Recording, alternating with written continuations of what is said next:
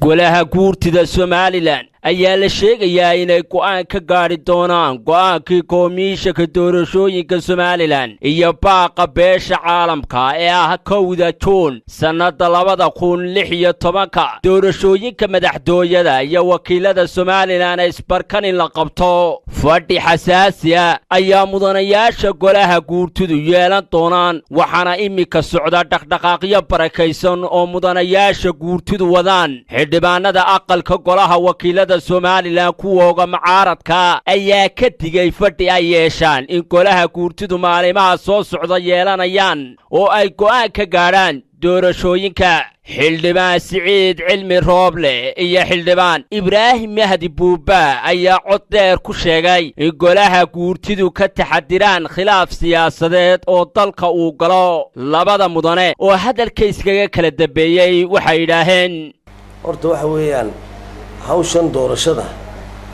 cidda kaliya oo xil saaran waxa weeyaan waa komishanka qaranka weey cid allaaliya cid kale oo hawsha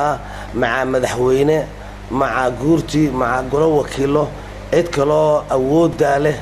oo ka hadli karta haba yaraatee ma jirto aan komishanka ahayn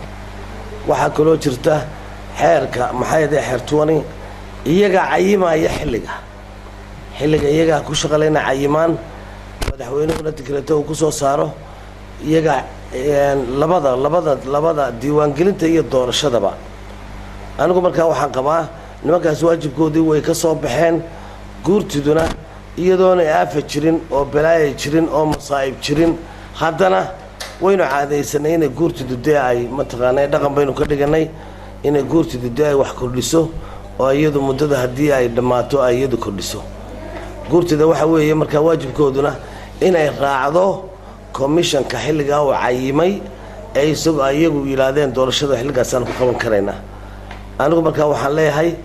awoodda ha loo daayo cidda xilka leh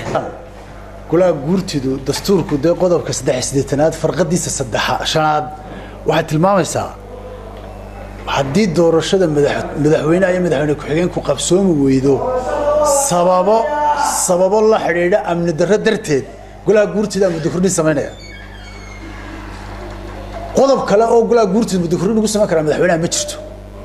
imika arrinta komishanku sameeyay waxa weeyaan technical farsamay ku timid ay yiraahdeen doorashadii madaxtooyada iyo baarlamaanka ku qaban kari mayno 2015 bisha 6aad sanadkaasaan ku qabanaynaa sanadkaana ayaanu ku diyaar garoobaynaa 2016 marka maadaama ay arrintu sidaa tahay oo tay arrin farsamo ku timid golaha guurtidu xeerka iyo shuruucda iyo dastuurka dalka u banayn maayo inay maanta yiraahdaan waxaan doonaan kordhinayna ama waxaan doonaan sameynayna fadhigan golaha guurtidu waxa uu ku soo beegmayaa xilli madaxweyne Siraayo guurtida u gudbiyay inay go'aan ka gaaraan doorashada dib u dhacday iyo waliba waqtiga doorashada la qabanayo ee komishanku ku dhawaaqeen warar xogagaala ayaa telefishinka caalamiga Star u sheegay in mudanayaasha golaha guurtidu ay saluug ka muujiyeen go'aanka komishanka doorashooyinka Somaliland mid kamida mudanayaasha golaha guurtida Somaliland oo in badan farta muddo kordhinta u soo taagay oo magaciisa ka gaabsaday ayaa noo sheegay in guurtidu sas ay ka qaadeen go'aanka komishanka doorashooyinka Somaliland iyo waliba culayska beesha caalamka ee guurtida looga digay muddo kordhin saa'ida si kastaba amuurtu ha ahaatee fadhi ay yeeshaan golaha guurtida Somaliland oo lagaga hadlayo doorashooyinka iyo waqtiga komishanku qabteen waa war adag oo bulshada Somaliland iyo beesha caalamku sugayaan